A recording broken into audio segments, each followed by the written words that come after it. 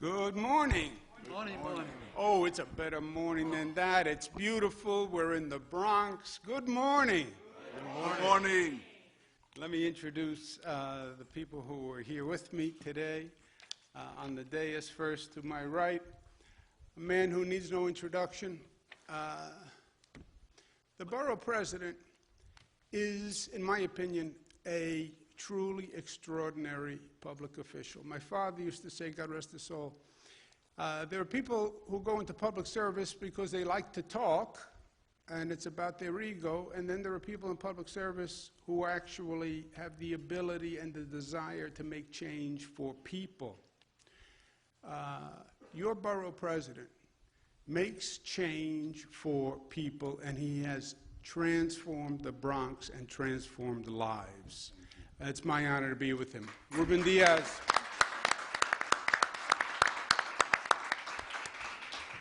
We have Assemblyman Benedetto, and we have Senator Jamal Bailey.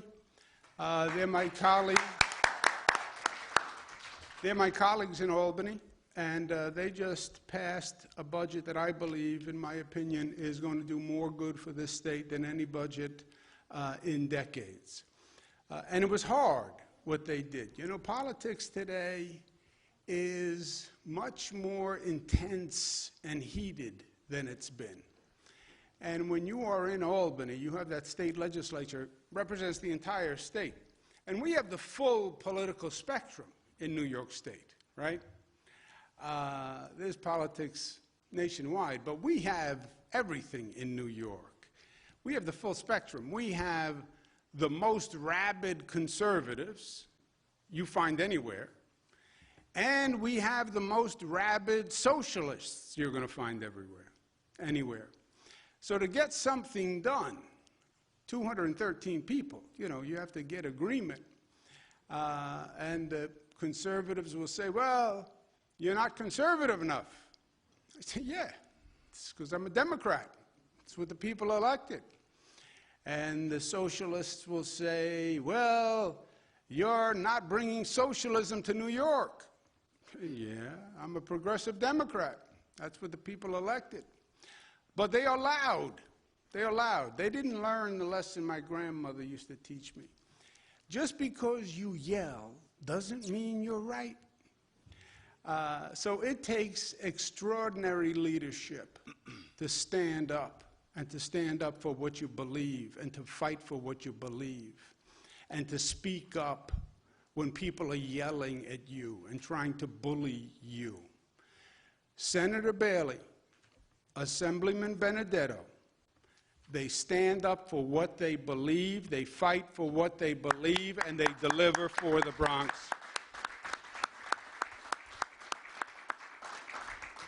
To my immediate left is Jano Lieber. He is the person who actually has to do the work that we're all going to talk about today. And he makes things happen in government like no one I've ever worked with before. These are all complicated projects, and it's very hard to get big projects done. And Jano Lieber himself is a transformative doer, effective administrator. He's a nice, community-oriented Robert Moses, is what I think of him. Let's give him a big round of applause, Jano Lieber.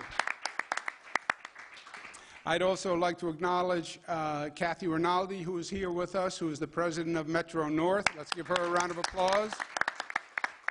We have Council Member Kevin Riley. Thank you, and thank you for all your help on this.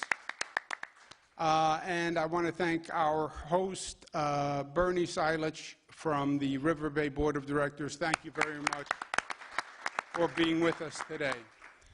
Okay, let's talk about today, and almost more importantly, let's talk about tomorrow. We're coming through this COVID situation, and we're at a point in history, a moment in time where we're going to decide our future. So understanding where we are is very important. Coming out of COVID, we have today a 1% positivity rate to report. What does that mean? That's the lowest level since October 10th. Before November, before Thanksgiving, before the holidays, You want to know how low 1% is? You know what the national average is today? 4%. 4% positivity. New York is 1% because New Yorkers stepped up and they did the right thing. Let's applaud all New Yorkers. Hospitalizations are down. People in ICU units are down. Intubations are down. So all the arrows are in the right direction. And we're working very, very hard to keep it that way. People want to say, well, COVID is over, COVID is done. 22 people died yesterday because of COVID. 22 people died. 22 families are grieving today. So it's not over. We're making progress, but it's not done. And we have more to do. Vaccinations are going to be the key to actually winning this war, and getting people vaccinated is everything. We've done over 17 million vaccinations in the state. 60% of the people have over one dose. 60%. 50% of the people are fully vaccinated. We're getting as creative as we can to get people to get vaccines. We just started a new pilot program with the MTA where we said, rather than asking people to come to us to get a vaccine, we'll come to you. We'll find you where you are. You're going to get on the subway, you're going to take a bus. We set up vaccine sites in the MTA, in the train station. So if you're going to get on a train, you're walking right past the vaccine site, step into the vaccine site, get a vaccine, and you get a Metro card for a week if you get a vaccine. So that's working very well. Just yesterday, over 1,000 people got a vaccine, so we're excited about that. But we have a lot more work to do. We know that, we feel it, and we know we're making progress, but we know that tomorrow is a question mark.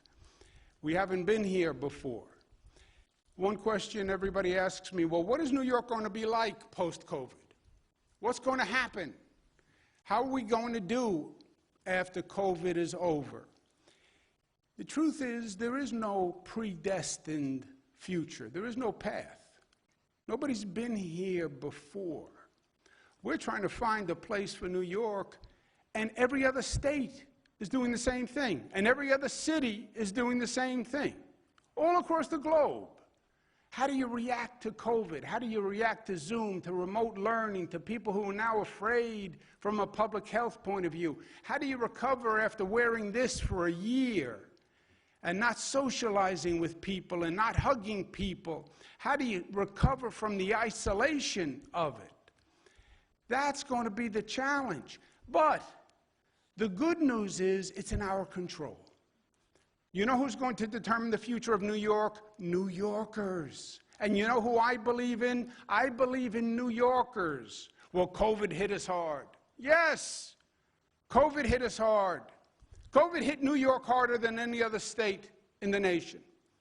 We had the highest infection rate in the United States of America. We had the highest infection rate on the globe at one point. Why? Because COVID was coming here for months. And nobody knew it, because it was landing on planes at LaGuardia and JFK in Newark, and it was coming here for months.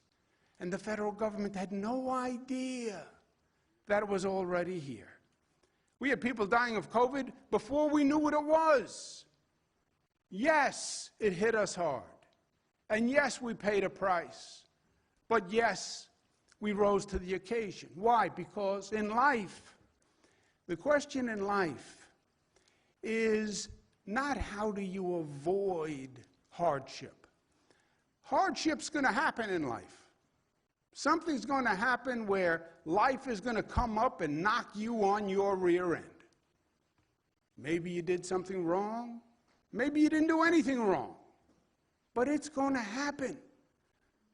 Health issue, you lose your job, divorce, something is going to happen. And then the question becomes, when you get knocked on your rear end, what do you do? That's what defines your character and your personality. You get knocked on your rear end, do you just sit there? Do you lay down on the canvas and stare at the sky? Or do you get up If you're a real New Yorker, you get up smarter, you get up stronger, you get up more resilient, and that's what we've always done. Superstorm Sandy, oh my God, the devastation, yes.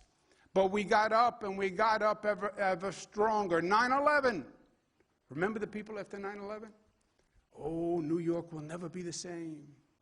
We're a terrorist target. No one's going to want to live in New York. I was there.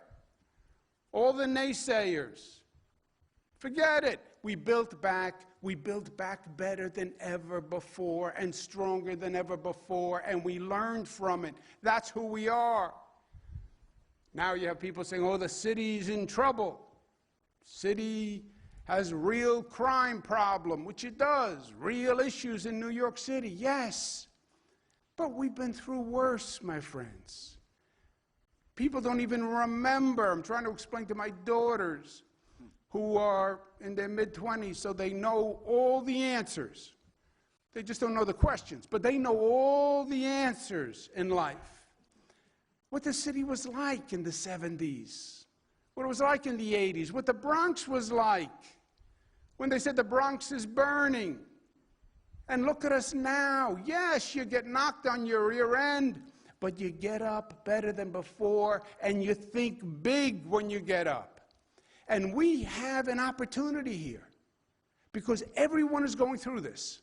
This is not unique to New York.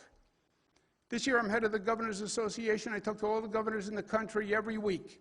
Every state is saying, what do we do? How do we rebuild post-COVID? How do we get out of this?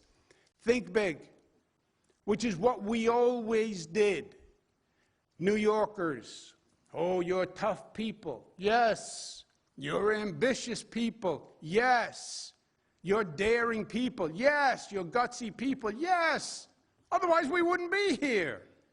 You can't make it here. You wouldn't have come here unless you were gutsy and daring and you believed in yourself.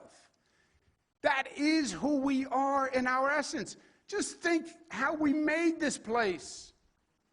Just think of the conversation, late 1800s. There's no fresh water in New York City. Well, you have the Hudson, you have the East River, you have a lot of water. Yeah, but there's no water to drink in New York City. Oh, no problem. Up in the Catskills, they have water. In the Catskills. Where are the Catskills? Up north. Oh, how do we get the water from the Catskills down to New York City? Do I get in the car, drive up the Hutch? Do I take the thruway? What do I take? No, there's no Hutch, there is no thruway. We're going to build a tunnel from the Catskills to New York City, 90 miles long in 1907. Think about the guts. Think about the ambition. We're going to build a massive train system. Massive train system? You're such a small place. Manhattan, the Bronx, Queens, where are you going to put all these massive trains? We're going to put them under the ground. You're going to put them under the ground. How are you going to put them under the ground? Oh, we're going to dig tunnels. We're going to dig 200 miles of tunnels under the ground. 1900. With what? Big tunnel boring machine. We don't have any. All right, we're going to do it with shovels and picks, and we're going to build tunnels. That's who we are. That's what we did. Great Depression ravages the nation. What do? We're going to build the tallest building in the world in the middle of the Great Depression. What are you, crazy? No. We're New York. And we want to show that, yes, this is the Great Depression, but we're going to come back ever stronger. We need affordable housing. We need residential housing. What do? We built 40,000 resident housing called Co-op City, visionary in the nation, 1966. That's who we are. So what do we do post-COVID? We build. We build big. We don't take no for an answer.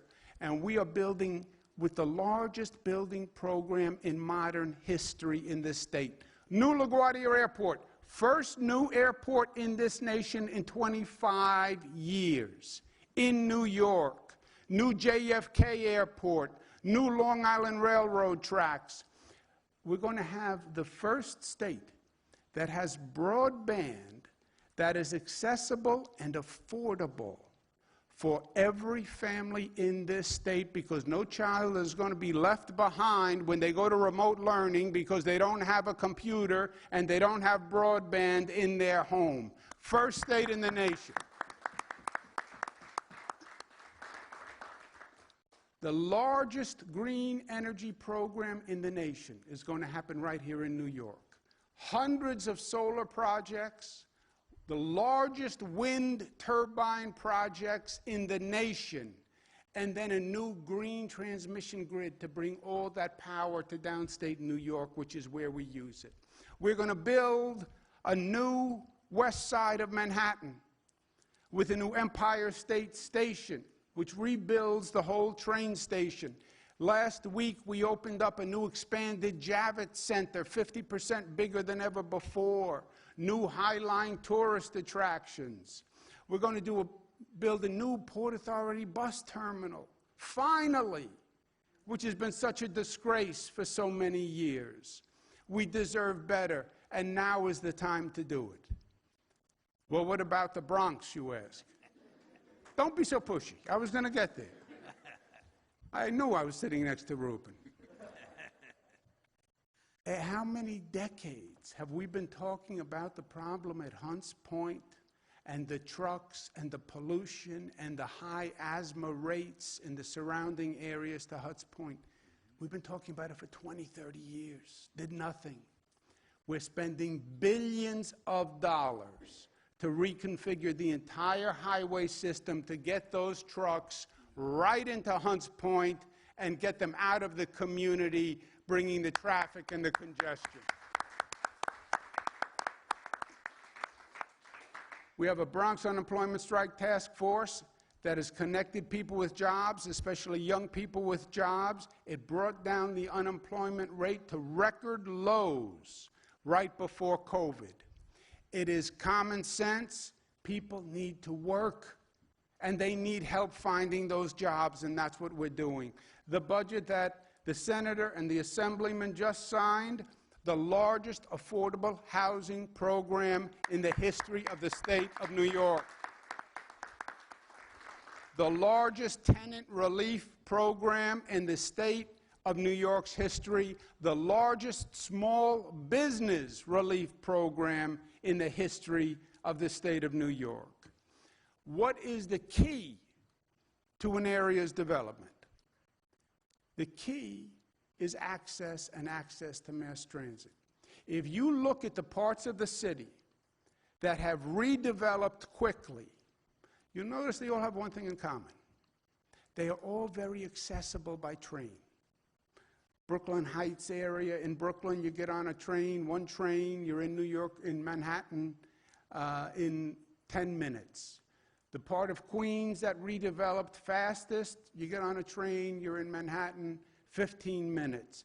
New Jersey, you look at all that development on the Jersey waterfront. You know why? You get on a PATH train, you get into Manhattan in just a few minutes. Those are the areas that developed because they were accessible. Parts of the Bronx that have developed were the ones that were accessible. How do you expand that? Now, Reuben shows me a map. Look at this. Metro North runs from New Haven down through Westchester, runs right through the Bronx, goes to Penn Station. You know what Metro North doesn't do? Stop. Oh, it runs through the Bronx, but it doesn't stop. Why? Why don't we have Metro North stop as it goes through the Bronx? Interesting idea, but this is a big idea. This is a problematic idea. There's a lot of problems with this idea. This is a complicated idea. It's not just Metro North. Metro North is part of MTA. The train tracks are owned by Amtrak and the federal government. This is complicated, and this is expensive. This is a lot. This is over $1 billion. This is a lot of money. And the MTA, they can be a pain in the tuchus, we would say in Italian. That's not Jan. But, you know, it's a complicated beast to deal with. They're never going to agree to this. And then we'd have to get the federal government to agree. And forget it, we're all going to be dead by the time we get the federal government to agree. You can't do this. And then you have to build stations. We don't build stations anymore. When was the last time we built a new train station? We don't do that anymore. And then you go into Penn, and Penn Station is too small already. It's crowded. And by the way, this big project, somebody's going to sue. They're going to sue. And then you're going to be in court. Now, they're going to sue you anyway. So you may as well do something big, is my point of view. But think big. So today we're announcing the state has agreed, the MTA has agreed. We have $1.58 billion put aside to build it. Today, the federal government was the last obstacle, and they have signed off.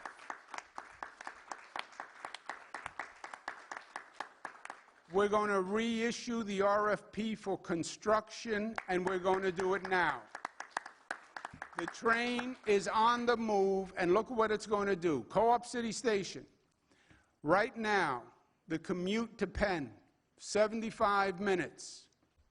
When you have Metro North, that goes from 75 to 25 minutes, that commute.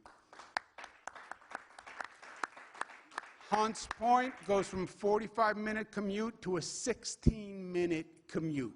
Changes everything. And then you go into Penn, and Penn Station is going to be new. We've already opened the new Moynihan Train Hall, which is beautiful and is a welcome place to go.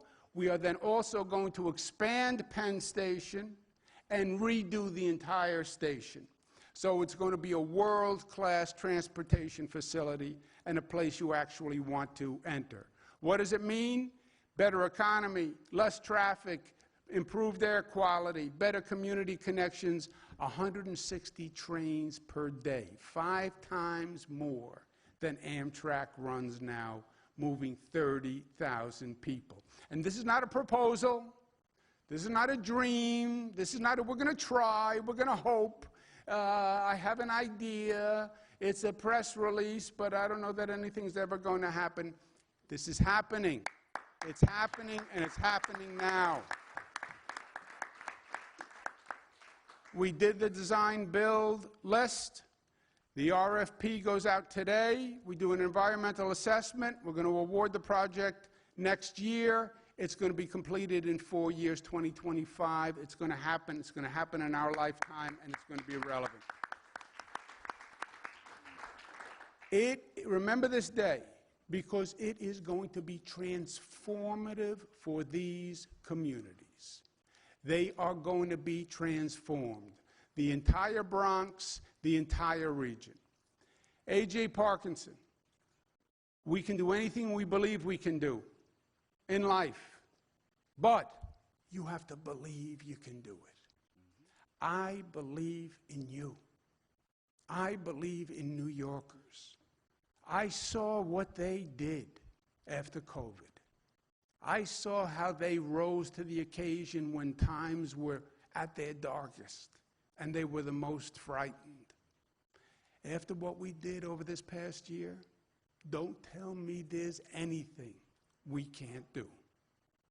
If we can dream it, we can do it. And this is not going to be about rebuilding New York. We went through too much to replace what we had. This is going to be about building a New York better than ever before. A New York that we can be proud of, that is cleaner and safer and fairer than any New York before. We can do it, and we are going to do it, and we're going to make it happen together. Thank you very much.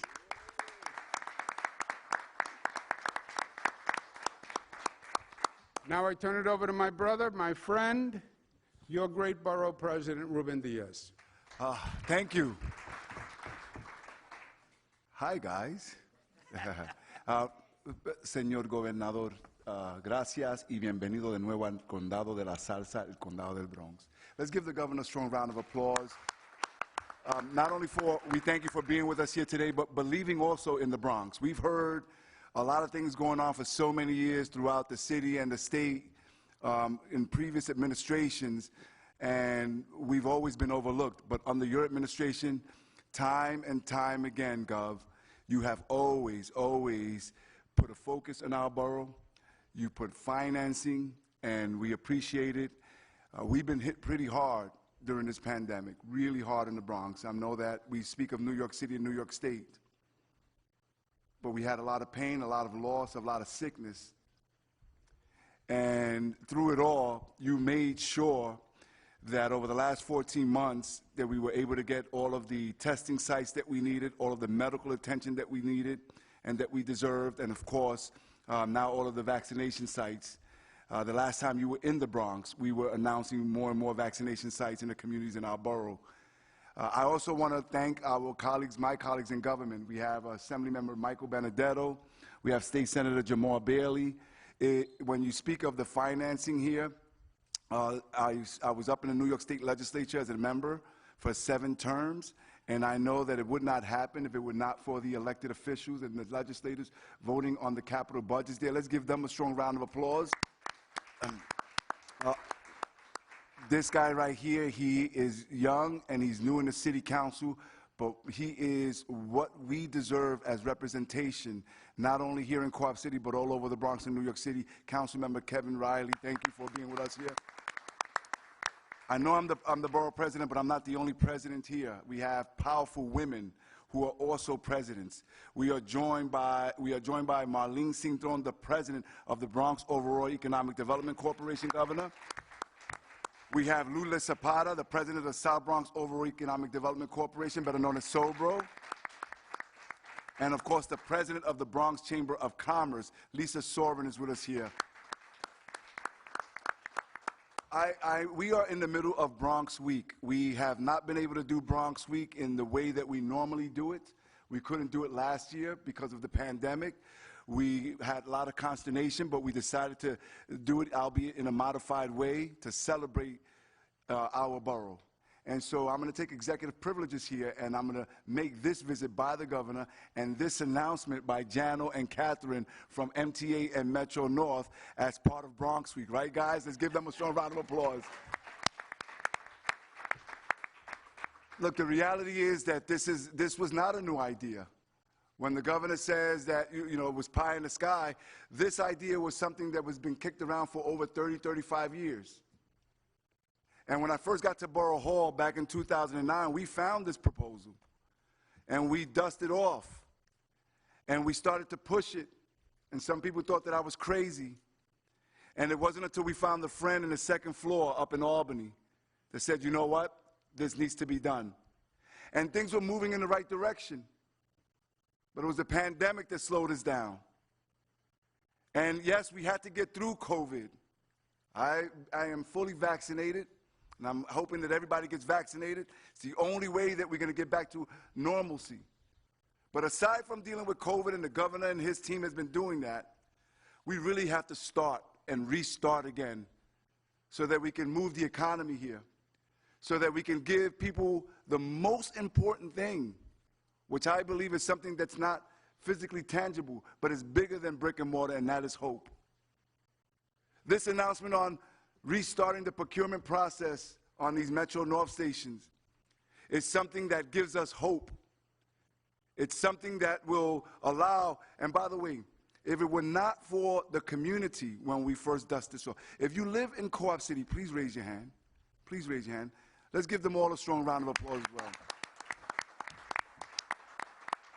I remember, Catherine, when at the time I had to make the case to Metro North, and we had to have a meeting with the community, and I had to convince them that the community wanted this as well.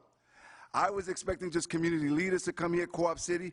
It blew my mind and blew Metro North's mind when over 700 people in Co-op City filled the big ballroom here, all unanimously saying that we need to have this as part of moving forward and transforming not only Co-op City, but the entire borough of the Bronx. This will create thousands of jobs, ladies and gentlemen. It will create opportunity for more housing. It will give us a shot in the arm to economic development. But when we speak about hope and when we speak about moving forward, I'll tell you one thing. When the governor highlights the way that we can shave off the transportation time, and we have a lot of essential workers here, they deserve to be able to get to and from work with transportation alternatives in a quicker way. Yes, that would be a quality of life for them, but even more so, could you imagine now the amount of time that they can spend with their family members where they are not in some tunnel in the subway system? Do you know how we can continue to protect Mother Earth? When we speak of congestion, everybody always focuses on New York City and the congestion into Manhattan. Well, there are a lot of Bronxites and New Yorkers who work in Stamford, Connecticut. And if you go and you see the I-95 going north, it is also congested. This will now put you in Stamford, Connecticut in about half an hour, 35 minutes. And people from Stamford and from Connecticut can now come and visit us regularly here in the Boogie Down Bronx. It checks off so many different boxes. It is a good day. And boy, did we need this. We are filled with anxiety. We were hit hard. And when you plan with a purpose, when you have folks who really care about every single New Yorker, not just a few, when you have big dreams, when you have big aspirations, when you work as a team, anything and everything is possible. And so as we celebrate Bronx Week, ladies and gentlemen, we celebrate the past, we celebrate our culture, we celebrate the fact that this is the cradle of salsa and the birthplace of hip-hop and doo-wop.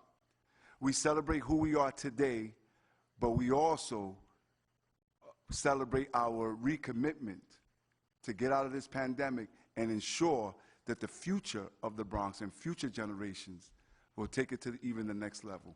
And we could not do that without our governor. So thank you, Gobernador. Thank you very much.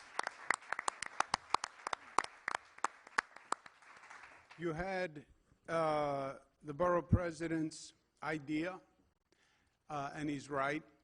This was an idea that was there for a lot of years. Many ideas are, but they're just too big and too bold to take on. He was willing to take it on. So now you had a plan. We have the capacity with Jano Lieber at the MTA to get it done. You had to get all the approvals, but you needed one essential element. You needed $1.5 billion. And I'll give you 1.5 billion reasons why it's hard to get $1.5 billion, especially in that state budget, especially in this process. So you needed a really powerful, energized, cohesive approach, and that's what you had in Senator Bailey and Assemblyman Benedetto. True. It does not happen but for them, because it does not happen but for the $1.5 billion. And they made that a reality. Senator Bailey. Thank you, Governor. Good afternoon, and go Knicks. Yay! I just want to shout out the amazing residents of Co-op City. Our borough president reached out to them, and he mentioned them, but I wanted to make sure I mentioned some of them by name. Leslie Peterson, the president of the NAACP branch in Co-op City. Leslie. Leah Richardson, a board member of River Bay. Leah Richardson. Mr. Robert Hedgepeth, my distant cousin from North Carolina, president of Co-op City. Ms. Linda Werner, another borough president, excuse me, maybe one day, Linda, a building president in Co-op City, Linda Werner. And the indomitable Michelle Sajou, River Bay Corporation's our Director of Community Relations. We all know that nothing gets done in Co-op without you, Michelle. Governor, thank you for not just coming to the Bronx, but believing in the Bronx and for helping us dream bigger. Once upon a time, before my time, there was a place called Freedom Land. And I would imagine that if one looked at Freedom Land, they would have never been able to believe that Co-op City could be built. So it takes ingenuity. It takes dedication. But as the governor said, it takes belief. And when you believe in yourself, like I tell my daughters, you can achieve anything. But that belief has to be true. And I truly believe that we've had an amazing team in this borough to push this project forward. I'm going to miss being on daises with my borough president. When I was an intern in the legislature in 2004, for our great speaker, Ruben was also an amazing mentor to me. He's been a great steward in this Bronx and a great leader, and without him also this project would not be there. Mr. Borough President, thank you for all your work as well. My colleague in the Assembly, who we share Co-op City with, and we're out there fighting the good fight, our chair of the Education Committee, making sure that in our state budget, as our governor mentioned, that we finally fully funded the CFE, our education chair, the Bronx's own Assemblyman Michael Benedetto. My brother for about 25 years. We've gone to church together, we worship together, and now we get to lead in the same community together. Our great new city council member, Councilman Kevin Riley. And I also want to thank our Congressman Richie Torres and our Westchester County Executive George Latimer, because they've been fighting the good fight on this for so long. You know, again, I talked about Freedom Land, and I talked about what it took for somebody to look at that plot of land to think that 50,000 residents strong can be in one geographical area anywhere, much less in the Bronx. And I think about how that's been realized, and I think about the individuals who work, live, and play in Co-op City and how they've been disenfranchised. You see, I went to middle school here, and if I wanted to get here, I had to take the 31 bus or the 8 bus and come all the way around and take the 28 bus or the 26 bus, but that wasn't that bad, especially when I lived only a 5-minute car ride away. Now, I want you to think about that, and I want you to think about the thousands of essential workers who during COVID, when many of us were working remotely, they couldn't work remotely. They had to continue to go into the hospitals. They had to continue to go into these locations that were essential, and they had to use mass transit. So that means they had to go take a bus to Pelham Bay, to get on a train, to take a train, to transfer to the express train, just to get further downtown. For people that do so much, that's not fair. And quite frankly, it's not equity. This project will bring essential transportation equity to a region that, quite frankly, hasn't had it. You see, sometimes in the North Bronx, we are victims of our own success. People think that because, you know, we have some grass here on the ground and we've got Co-op City that we don't need help, but we do need help. And we did need help. And we got the help. So that in 2025, after the shovels are in the ground, we're going to be able to say that my daughters, with my supervision at first, they're going to be too young, they're going to be able to take that train. They're going to be able to get to Manhattan faster because of this project. And the next generations of individuals who are growing up in Co-op City are going to be able to have that same access. Co-op City is incredibly unique, the largest cooperative development in the country. The country, not just the city, not just the state, the country. The largest NORC, naturally occurring retirement community, and again, not just the city, not just the state, the country. So Co-op City needed this. It deserved this. And the amazing 3 other parts of the borough that are going to get that same access, they deserved it too. You know, I think about one of my favorite movies, Miracle, about the hockey Olympic team, where they say great moments were born from great opportunity. Shouldn't take a miracle to get to work if you live in Co-op City. That opportunity is going to be given because of the hard work of Jano and the governor and the borough president, Assemblyman Benedetto, and the speaker, and our council member, and so many people. I'm glad that we've got a commitment to build better. MWBEs are going to be a part of this program to make sure that our minority and women-owned businesses are going to be able to have a seat at the table when we're building back better. And again, we have to make sure that we preserve affordability in Co-op City as well.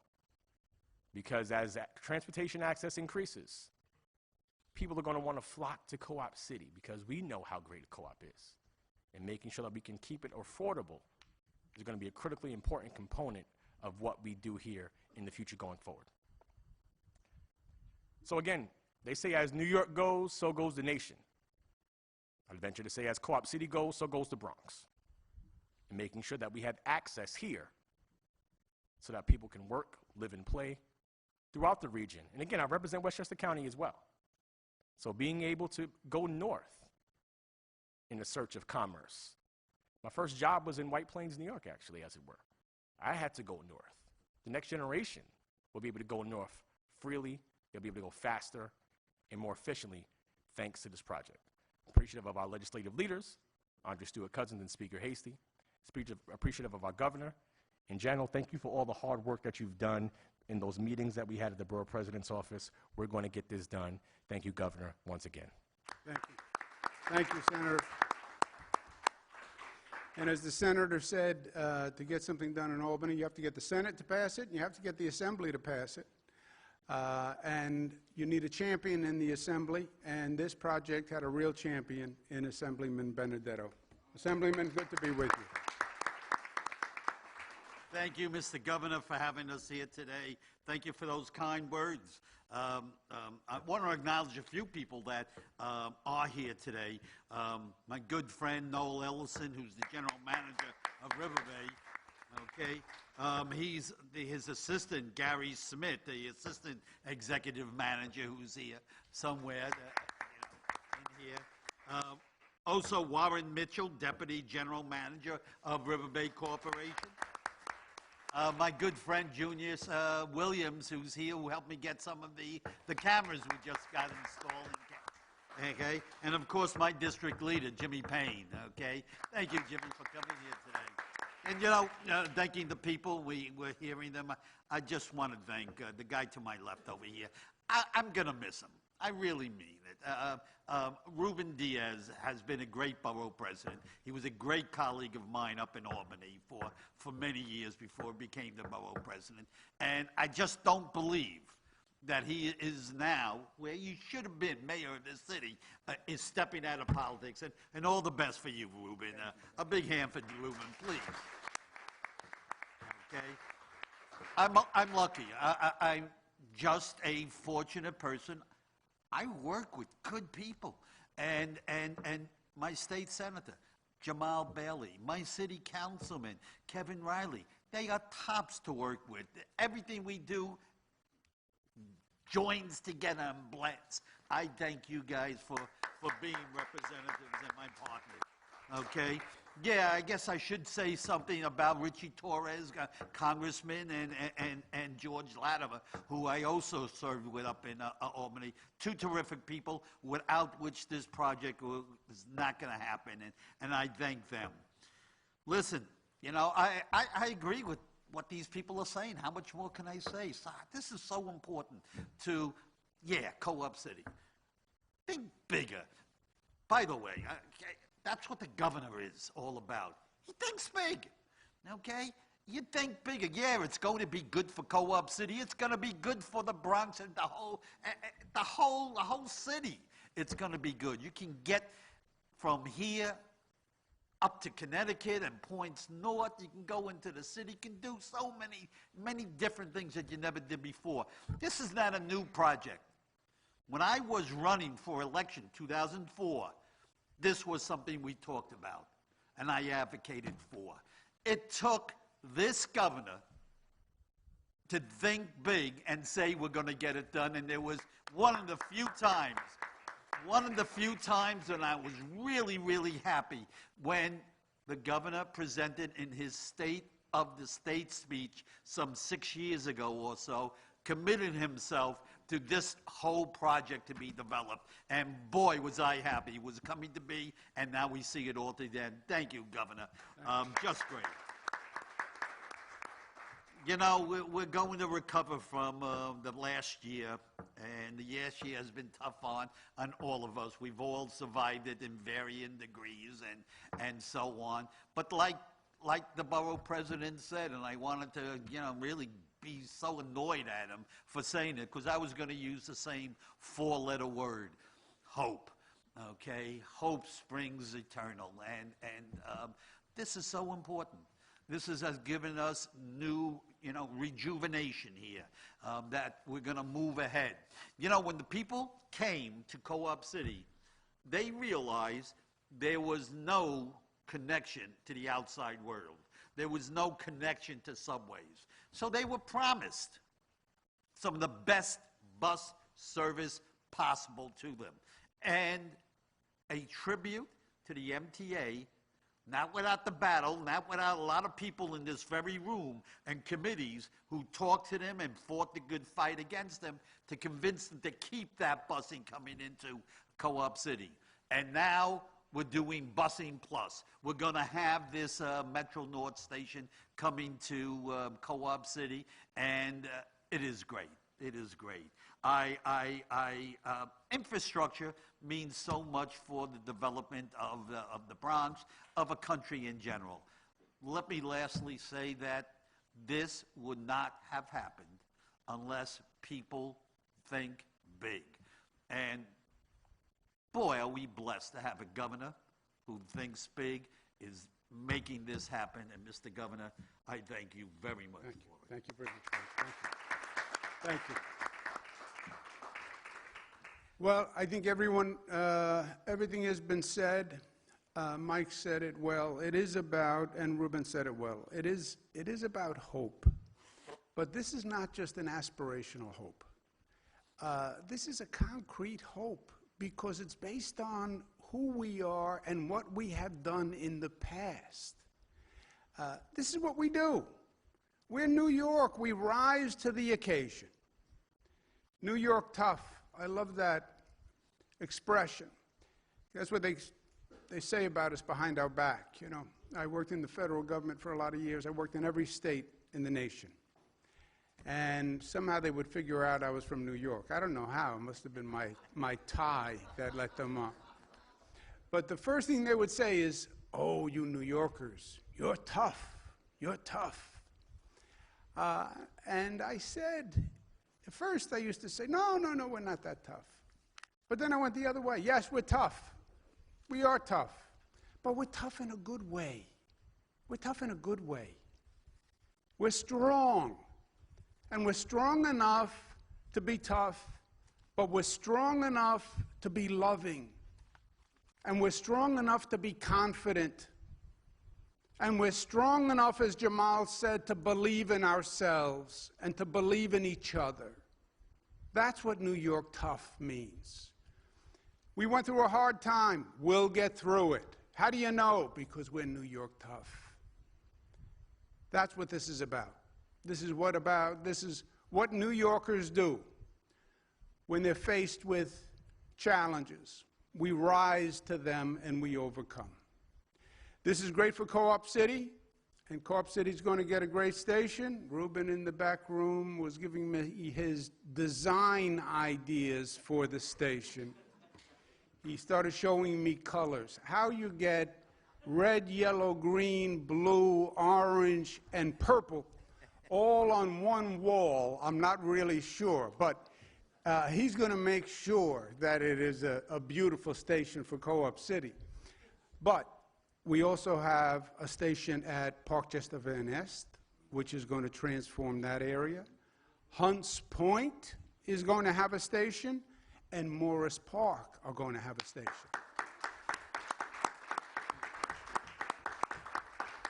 So it is going to revitalize the entire area, north, south, and other points. Thank you to all. It just shows you what you can do when you work together and you forget the differences and you find the commonality and you join arms. And that's what you've seen demonstrated here today. They've been mentioned, but Congressman Torres, he is a fighter, he is an advocate, he has been great. County Executive George Latimer of Westchester. Why would Westchester care? Well, it's good for Westchester, but more because it was the right thing. It was the right thing. And George Latimer is one of the rare politicians, and I say it behind his back, who does the right thing only because it's the right thing. And that is a beautiful thing. Thank you to all. Thank you and congratulations.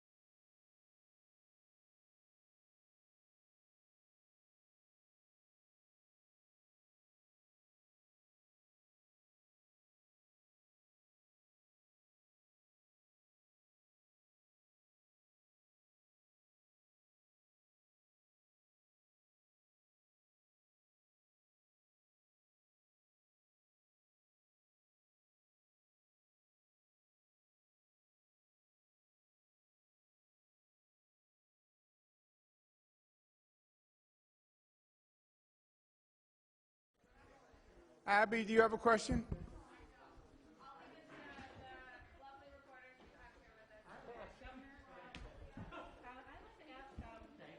So much for your question. Go ahead. I have two questions. First, do you support state-level carbon tax on companies that use fossil fuel? And secondly, can you say where and when you personally took the sexual harassment that you mandated others to pay by your own employees? Yeah, I took it in my office in Albany. You don't take it, the executives have a PowerPoint that they go through. You don't participate in a class.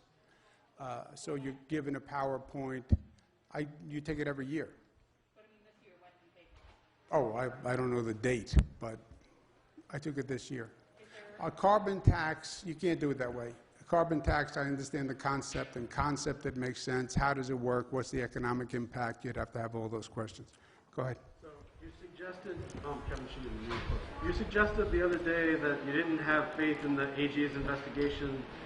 Will you respect the findings and resign if the allegations are confirmed? And are you at all concerned about criminal charges based on the employee's allegations? Short answer is no.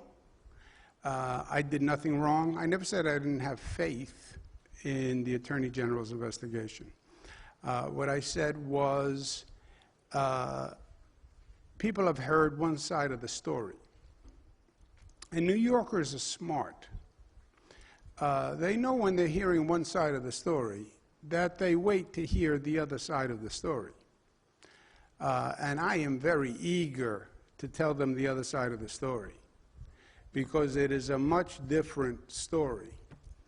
And the truth will be told, and the truth is much, much different than what has been suggested.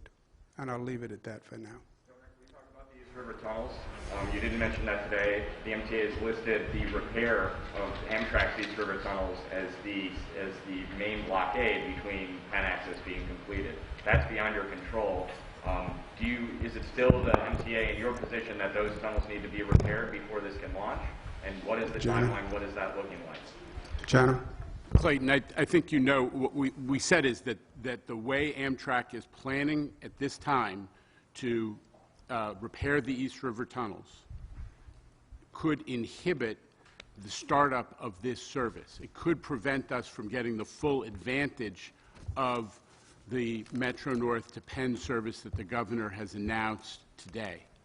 So we have urged Amtrak to do the renovation of the East River tunnels, work that has been waiting since Sandy to be done.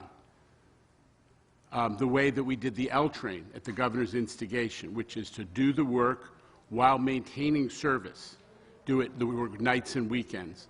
And we've expressed to Amtrak our real concern that because they're planning year-long shutdowns, that could eventually, the second such year-long shutdown could interfere with the achievement of the full advantage of this service. But we are also hopeful that Amtrak will reconsider their position, and as you know, we got into that last week. You just promised a room full of people that this service would be up and running by 2025, but that's, like, what are you doing beyond this to make sure that that isn't keeping that from happening? As I've said to you, we're working with Amtrak on this project. Amtrak is actually a collaborator on this project, and I am convinced that in the end of the day, the timing and the methodology of that East River Tunnel work will be done in a way that allows the full achievement. We're planning 3 trains an hour in each direction, and that's what we want to make sure is done. We also want to make sure that's done so that we can take full advantage of East Side access in terms of opening up additional service in Penn Station, including the Metro North to Penn. And Clayton, you're a smart guy. Who owns Amtrak? Federal government. Who controlled the federal government last year? Oh, yes, you do. You may not want to, but you do. Who controls it this year? That's a big difference, right? Next question. The governor of Ohio is offering $1 million lottery for folks who get the vaccine. Have you thought about a bolder approach to incentives to get people to get shots?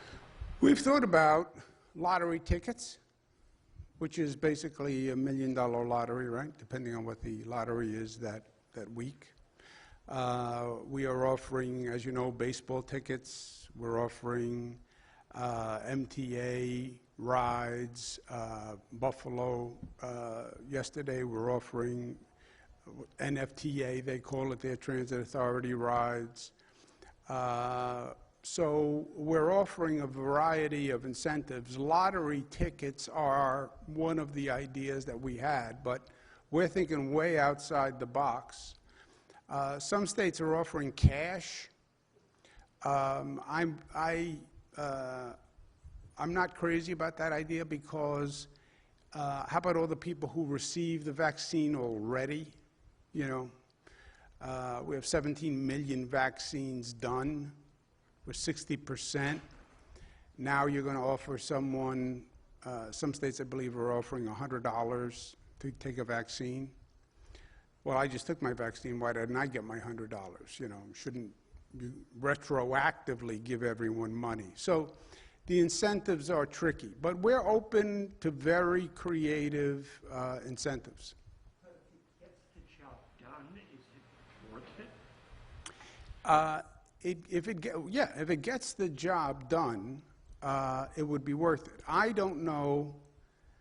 Look, as we discussed, there's a spectrum of people we're working through. We're at 60%. The numbers have dropped off nationally, not just in New York.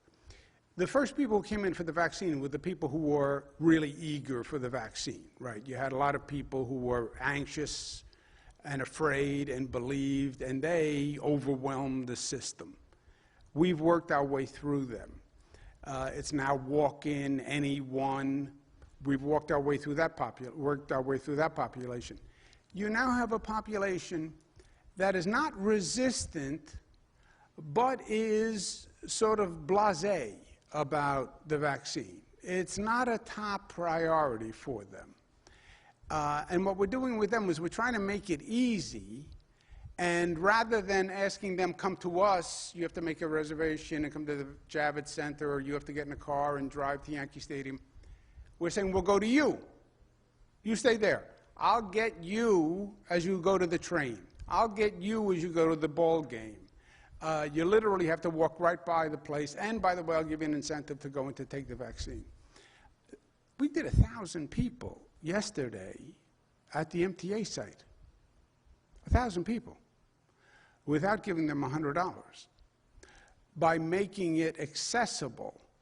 And they got the basically a $28 or so benefit, I guess, on the card. But that's the population we're focused on now. There will be a hardcore population that I believe is going to be very, very, very difficult. Because we went through this with measles. And you have parents today who homeschool their child because they won't give them the measles vaccine to go to school. The anti-vaxxing theory is a small group, but it is an intense group. I have talked to them numerous times. They're very vocal, they're very energized. $100 and a lottery ticket is not going to do it for that people. It's just not. Just think of what they're going through homeschooling rather than sending their child to school. That's how strongly they feel. So we're working our way through, if you will, the degrees of resistance. And what we're doing is working now. 1,000 people yesterday was good. We'll see where we get, and then we'll continue to add incentives and come up with new ideas as we're working through the population. Along that same line, the nursing home staffers who have not been vaccinated are obviously kind of resistant. Have you heard any interesting plans or ideas for encouraging them, or maybe not requiring them, but somehow encouraging them to get vaccinated? Karen, nothing different than the general population. I think they're reflective of the general population. Governor, I'd like to read to you the statement that you put out when Charlotte Bennett accused you of sexual harassment. You said, I now understand that my interactions may have been insensitive or too personal, and that some some of my comments given my position made others feel in ways I never intended. You didn't deny that you said inappropriate things to Charlotte Bennett. Do you acknowledge the fact that your intentions, according to the law, don't matter in sexual harassment? And did you say the things that you said that she accused you of saying, because you don't deny them, you apologize for making people feel uncomfortable? No, I said I never meant to make anyone feel uncomfortable. Can I finish my answer? It is after the fact, obviously. I never said anything I believe is inappropriate. You can leave this press conference today and say, oh, the governor harassed me. You can say that. I would say, I never said anything that I believed was inappropriate. I never meant to make you feel that way. You may hear it that way. You may interpret it that way. And I respect that. And I apologize to you if I said something you think is offensive. According to the law, the harasser's intention doesn't matter. Yes, but... I apologize for if you made someone feel uncomfortable. I'm just wondering, do you acknowledge that according to the law, that doesn't matter and it would still be considered Harassment is not making someone feel uncomfortable. That is not harassment. If I just made you feel uncomfortable, that is not harassment. That's you feeling uncomfortable. Okay? Thank you all very much.